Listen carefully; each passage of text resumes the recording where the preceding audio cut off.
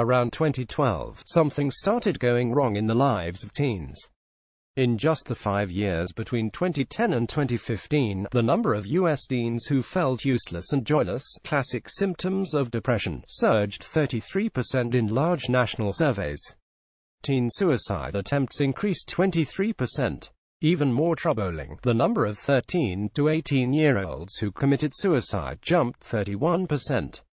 In a new paper published in Clinical Psychological Science, my colleagues and I found that the increases in depression, suicide attempts and suicide appeared among teens from every background, more privileged and less privileged, across all races and ethnicities and in every region of the country. All told, our analysis found that the generation of teens I call IGEN, those born after 1995, is much more likely to experience mental health issues than the millennial predecessors.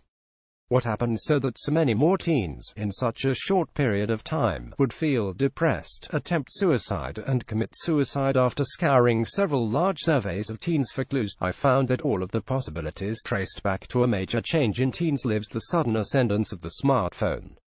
All signs point to the screen, because the years between 2010 to 2015 were a period of steady economic growth and falling unemployment. It's unlikely that economic malaise was a factor. Income inequality was and still is an issue, but it didn't suddenly appear in the early 2010s. This gap between the rich and poor had been widening for decades. We found that the time teens spent on homework barely budged between 2010 and 2015, effectively ruling out academic pressure as a cause. However, according to the Pew Research Center, smartphone ownership crossed the 50% threshold in late 2012, right when teen depression and suicide began to increase. By 2015, 73% of teens had access to a smartphone. Not only did smartphone use and depression increase in tandem, but time spent online was linked to mental health issues across two different data sets. We found that teens who spent 5 or more hours a day online were 71% more likely than those who spent less than an hour a day to have at least one suicide risk factor: depression, thinking about suicide, making a suicide plan, or attempting suicide.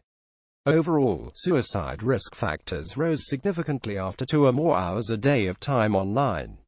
Of course, it's possible that instead of time online causing depression, depression causes more time online.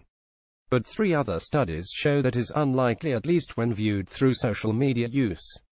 2 followed people over time, with both studies finding that spending more time on social media led to unhappiness, while unhappiness did not lead to more social media use.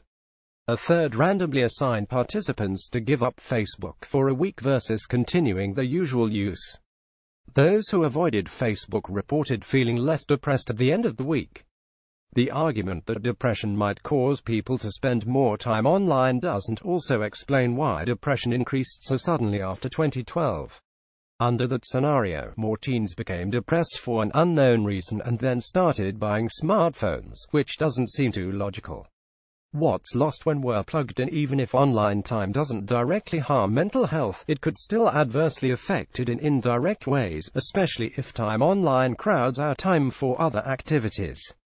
For example, while conducting research for my book on IGEN, I found that teens now spend much less time interacting with their friends in person.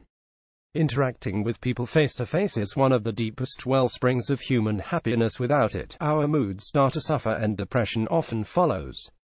Feeling socially isolated is also one of the major risk factors for suicide. We found that teens who spent more time than average online and less time than average with friends in person were the most likely to be depressed. Since 2012, that's what has occurred en masse. Teens have spent less time on activities known to benefit mental health, in-person social interaction, and more time on activities that may harm it, time online. Teens are also sleeping less, and teens who spend more time on their phones are more likely to not be getting enough sleep. Not sleeping enough is a major risk factor for depression, so if smartphones are causing less sleep, that alone could explain why depression and suicide increased so suddenly. Depression and suicide have many causes: genetic predisposition, family environments, bullying, and trauma can all play a role. Some teens would experience mental health problems no matter what era they lived in. But some vulnerable teens who would otherwise not have had mental health issues may have slipped into depression due to too much screen time, not enough face-to-face social interaction, inadequate sleep, or a combination of all three. It might be argued that it's too soon to recommend less screen time, given that the research isn't completely definitive. However, the downside to limiting screen time, say, to 2 hours a day or less, is minimal. In contrast, the downside to doing nothing, given the possible consequences of depression and suicide, seems, to me, quite high. It's not too early to think about limiting screen time. Let's hope it's not too late.